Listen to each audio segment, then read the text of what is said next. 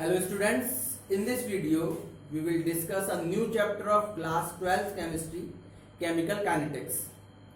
So without any further delay, let's start the video. तो chemical kinetics आपका class 12th का chapter है, chemical kinetics.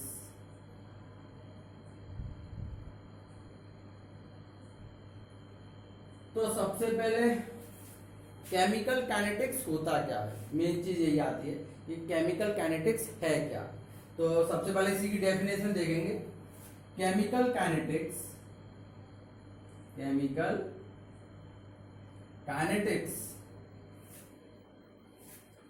is the branch of chemistry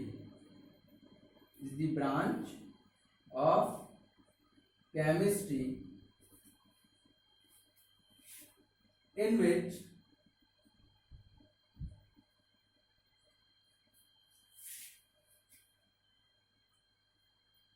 we will study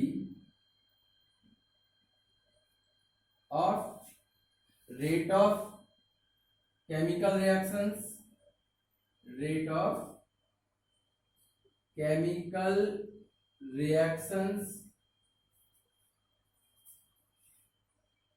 और क्या करते हैं भाई, factors affecting the rate of chemical reaction,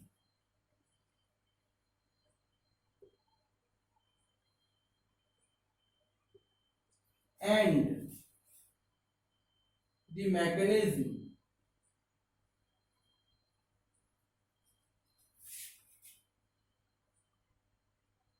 of chemical reactions. तो केमिकल काइनेटिक्स है क्या? Chemical kinetics is the branch of chemistry, यानी कि केमिकल काइनेटिक्स केमिस्ट्री की वो ब्रांच है जिसमें we will study of rate of chemical reaction, जिसमें हम केमिकल रिएक्शंस के रेट को स्टडी करेंगे। Factors affecting the rate of reaction, उन फैक्टर्स को स्टडी करेंगे जिसके थ्रू केमिकल रिएक्शंस पर इफेक्ट पड़ते हैं, and the mechanism of chemical reaction, और केमिकल रिएक्शंस के मैकेनिज्म को। तो ये सभी चीजें केमिस्ट्री की जिस ब्रांच के अंतर्गत आती हैं उसे हम बोलते हैं केमिकल काइनेटिक्स, ठीक है ना। तो अब ये आपका केमिकल काइनेटिक्स की डेफिनेशन हो गई। उसके बाद नेक्स्ट टॉपिक आता है rate of chemical reaction, rate of chemical reaction,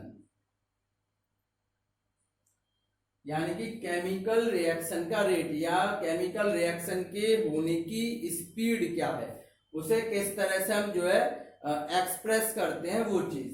तो the rate of chemical reaction, the rate of chemical reaction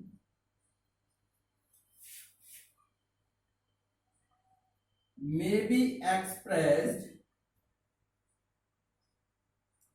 in terms of rate of disappearance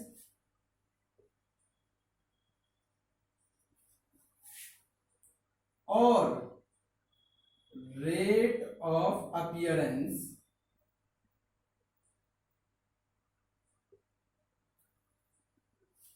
तो रेट ऑफ केमिकल रिएक्शन को हम जो है एक्सप्रेस कर सकते हैं किनके टर्म्स में, रेट ऑफ डिसअपियरेंस या रेट ऑफ अपीयरेंस के टर्म्स में। फॉर एग्जांपल, जैसे हमारे पास में एक रिएक्शन है A+2B = C, ये जो है कोई केमिकल रिएक्शन है नॉर्मल।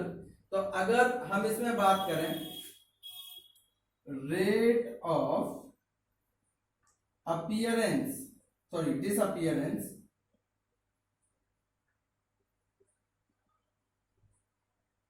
ऑफ ए, तो यानी कि भाई ए और बी जो है वो हमारे पास में रिएक्टेंट है और सी एज अ प्रोडक्ट है। तो जब रिएक्शन होगी तो इनका कंसंट्रेशन कम होगा और इनका कंसंट्रेशन आपका जो है बढ़ता जाएगा। तो यानी कि ए और बी डिसअपियर होते जाएंगे और सी जो है बनते जाएंगे। तो रेट ऑफ डिसअपियरेंस ऑफ ए लिख सकते हो इसे, या रेट ऑफ रिएक्टेंट ए भी लिख सकते हो इसे, ठीक है। इसे और करके रेट ऑफ रिएक्टेंट ए भी लिख सकते हैं। फॉर्मूला क्या है इसका, होता है decrease the concentration of A, decrease the concentration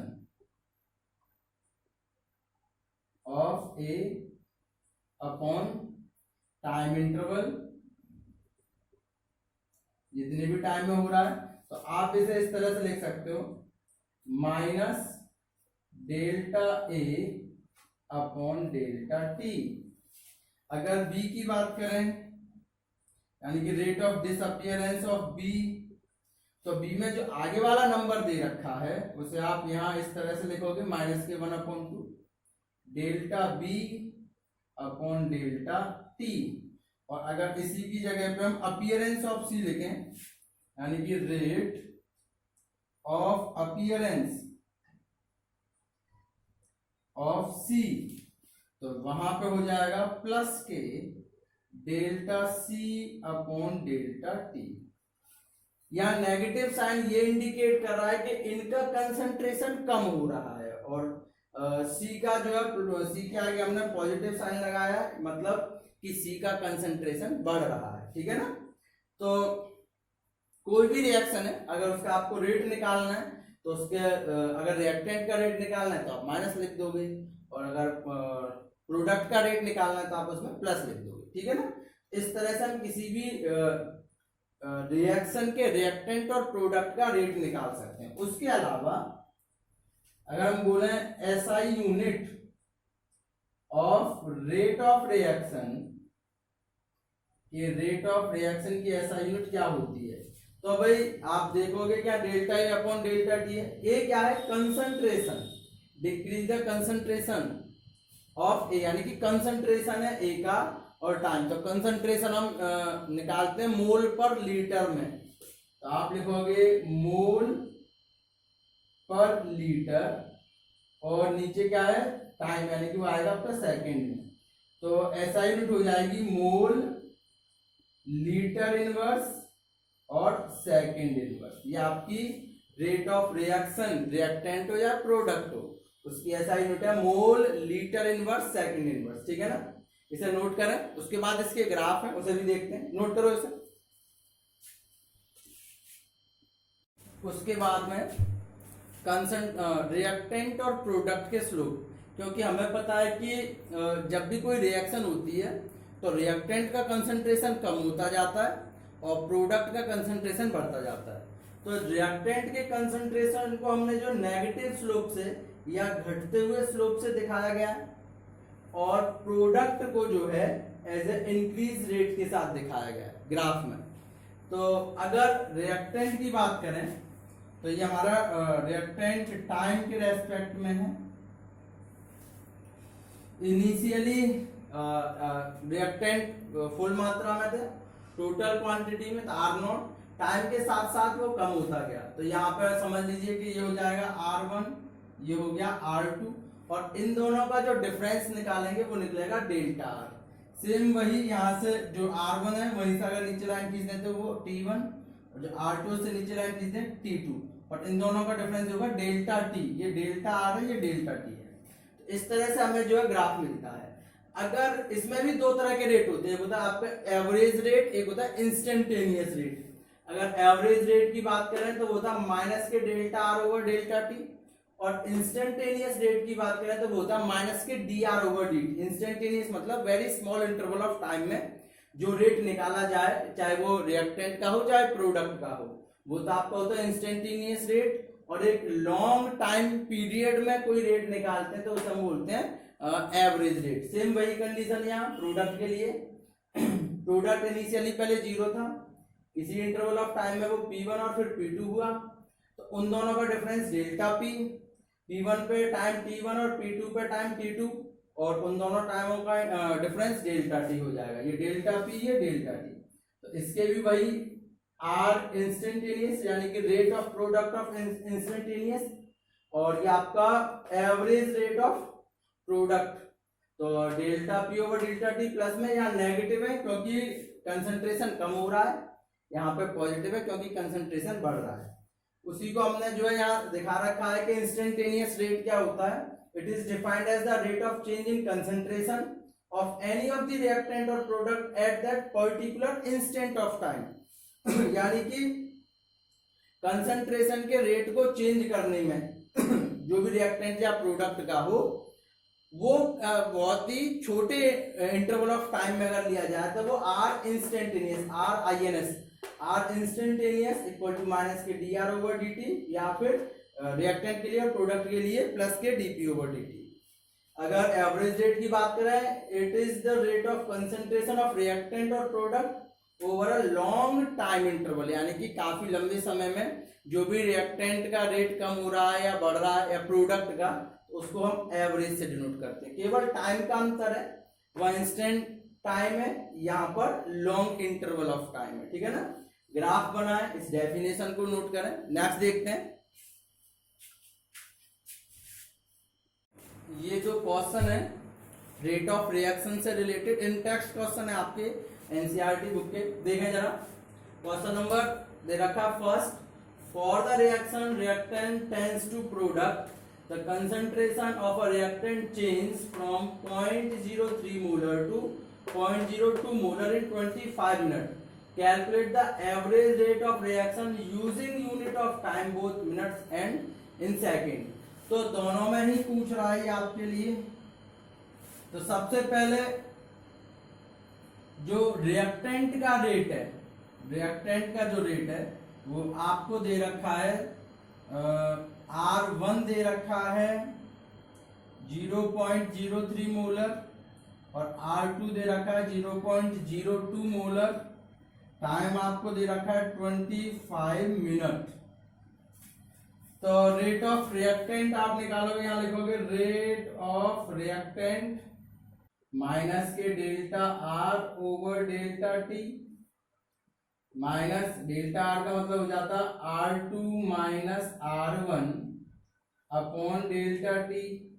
R2 आपको दे रखा है 0.02 माइनस 0.03 अपॉन 25।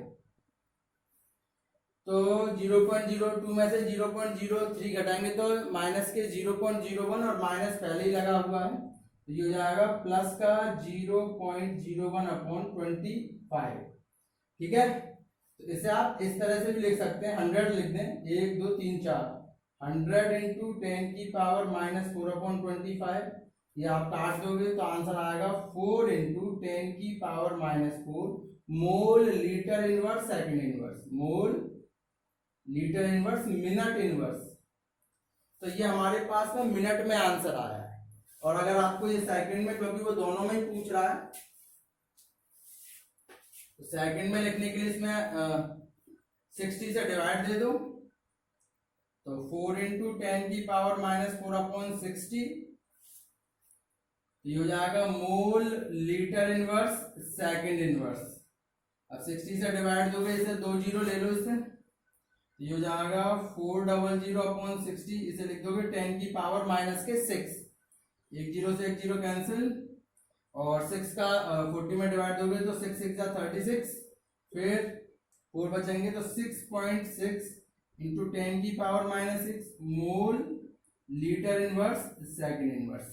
तो ये आपका जो है फर्स्ट क्वेश्चन का आंसर हो गया पूरा। उसके बाद सेकंड देखें, इसे मैं रब कर रहा हूं।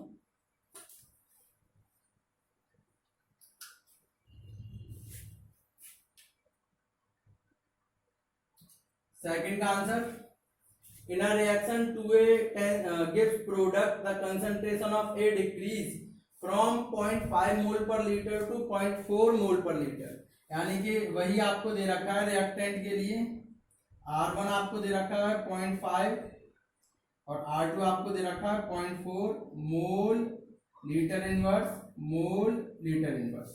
टाइम दे रखा है 10 minute. Calculate rate during this interval of time, यानी कि इस इंटरवल में पूछ रहे हैं रिएक्टेंट के लिए, तो rate of reactant formula minus के, क्योंकि यहाँ रिएक्टेंट है 2 आगे है, तो 1/2 माइनस के 1/2 delta A over delta T.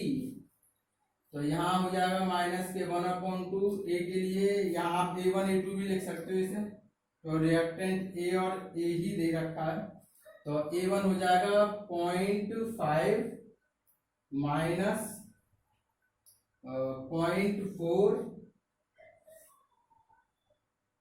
ठीक है ना, सॉरी A2 माइनस A1 होता है, तो 0.4 माइनस के 0.5 अपॉन टी में 10 मिनट, तो ये हो जाएगा 0.1 प्लस हो जाएंगे, तो 0.1/20 प्लस के, और इसे आप लिख सकते हो, इसे भी वैसे ही 100 इंटू 10 की पावर -3/20 से उड़ा दीजिए इसे, ये हो जाएगा 5 इंटू 10 की पावर -3 मोल लीटर इनवर्स मिनट इनवर्स। और अगर सेकंड में निकालना है तो इसका आप 60 से इंटू कर सकते हैं। तो ये आपके आज तक के 2 तो क्वेश्चन हो गए रेट लॉ से, कंसंट्रेशन रेट ऑफ रिएक्शन से रिलेटेड, और रेट ऑफ रिएक्शन का हमने जो है आपको जो है एवरेज, इंस्टेंटेनियस, ये सभी कराए हैं। आज इतना ही करें, नेक्स्ट वीडियो में आगे जो है जो भी फर्दर टॉपिक्स होंगे उन्हें डिस्कस करेंगे। तो तब तक के लिए गुड बाय।